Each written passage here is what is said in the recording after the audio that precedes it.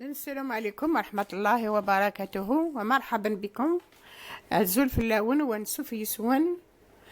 إذن اليوم نديرو الزعتر، نطيبو الزعتر. شكون ما يعرفش الزعتر بصح انا نطيب اليوم الزعتر بطريقتي، يعني نذكر بعد فوائد الزعتر مع الليمون والعسل، العسل حر. زعتر عندي هنا 10 غرام، بسم الله. عندي هنا 10 غرام تاع الزعتر ماشي زعتر، الزعتر 10 غرام. عندي حبه ليمون، عندي العسل الحر،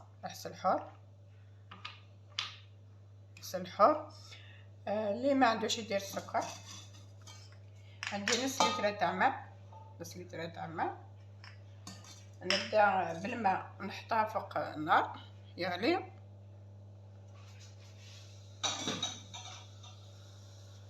نحط الزعتر،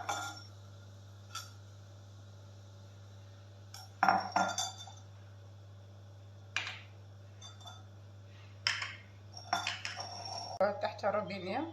معليش انا نغسلو هنايا.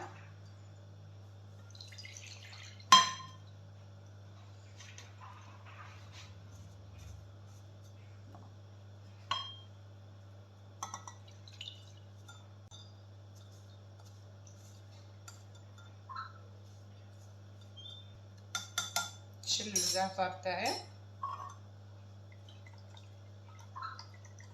نخليه كيقطر. زين بعد ما غلينا الماء لما قطر الزعتر تاعي، نديرو هنا فنجان كبير، نفرغ الماء الزعتر ونغطيه سلسلة، نغطيه ونخليه هكا قدام 10 دقائق، 5 أو 10 دقائق. من بعد ما جازو 10 دقائق نصفي الزعتر تاعنا،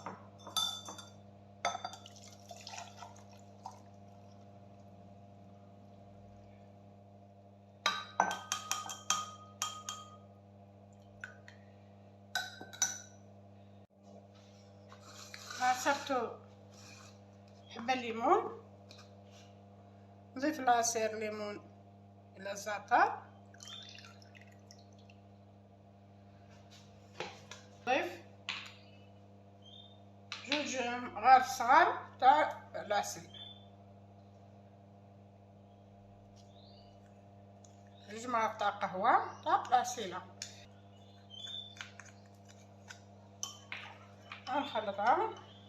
نخلطها مليح حتى يحل العسل في الزعتر. هنا هو الزعتر تاعنا، كاس تاع الزعتر صحي سورتو في الشتا، مليح لقريب. إذن شهية طيبة، وإلى اللقاء في وصفات أخرى إن شاء الله. كنت جعلي هنا ثاني ميرثنون، نعطيكم صحي ميدقي مميزنا، نعطيكم إن شاء الله.